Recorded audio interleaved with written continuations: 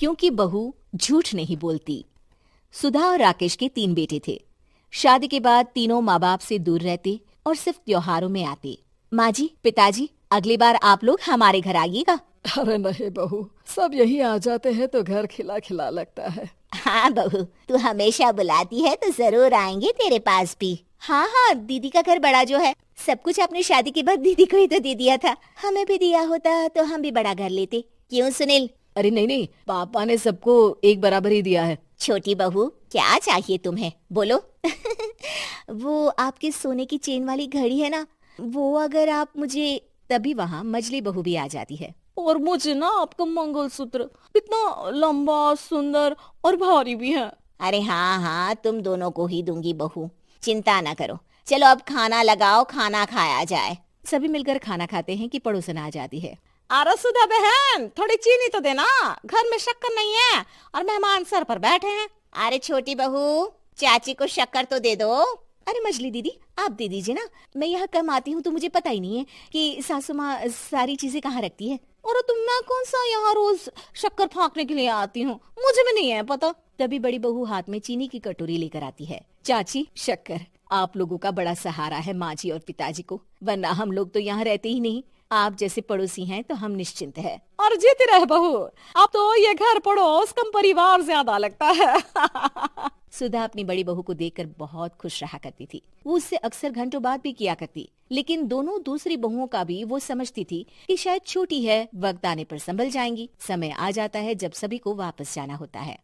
माँ जी, हम लोगों की फ्लाइट पहले है, हमें इजाजत दे। वो सास के गले लगकर चली जाती है। थोड़ी देर बाद छोटी बहू कहती है, माँ जी, मैं ना ये सोफे के कवर और चादरें ले जा रही हूँ, यहाँ तो ऐसी ही पड़ी रहेंगी। हाँ हाँ बहू, ले जा। और कुछ चाहिए तो बोल। और तो चाहिए बहुत कुछ, पर चलिए कोई बात नहीं, अगली बार ले जाऊंगी मैं। ऐसे ही मंजली बहू भी घर का बहुत सारा सामान ले जाती है। सभी के जाने के बाद सुधा राकेश से कहती है, घर कितना सूना लग रहा है ना। हाँ, और खाली भी। तुम्हारी दोनों बहुएं सब बटोर गई।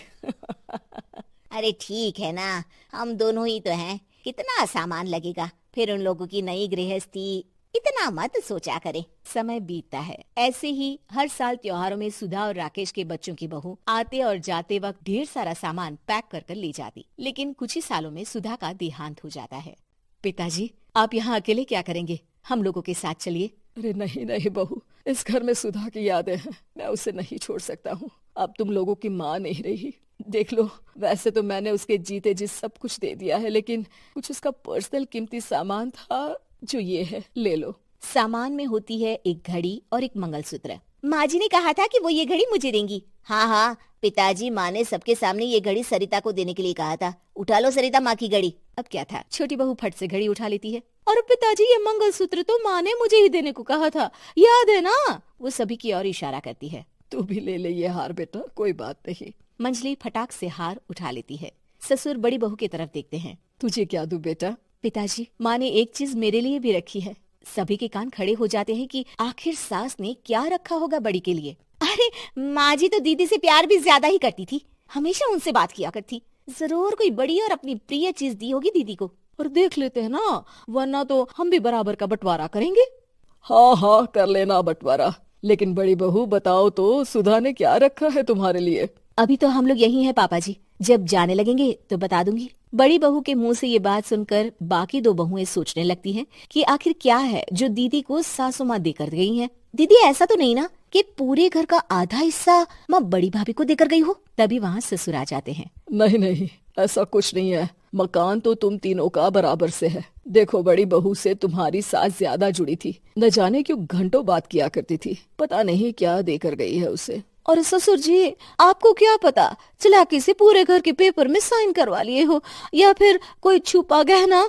आखिर मकान पूरा तो आपने सासू माँ के नाम ही कर रखा था ना। अब घर में ये सस्पेंस बन जाता है कि आखिर बड़ी बहू क्या लेकर जाएगी। फिर वो दिन भी आ जाता है जब बड़ी बहू के जाने का समय हो जाता है।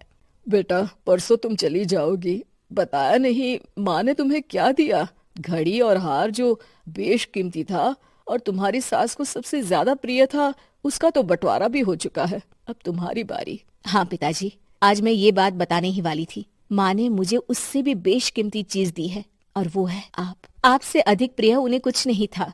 माँ चाहती थी कि आप मेरे साथ रहें।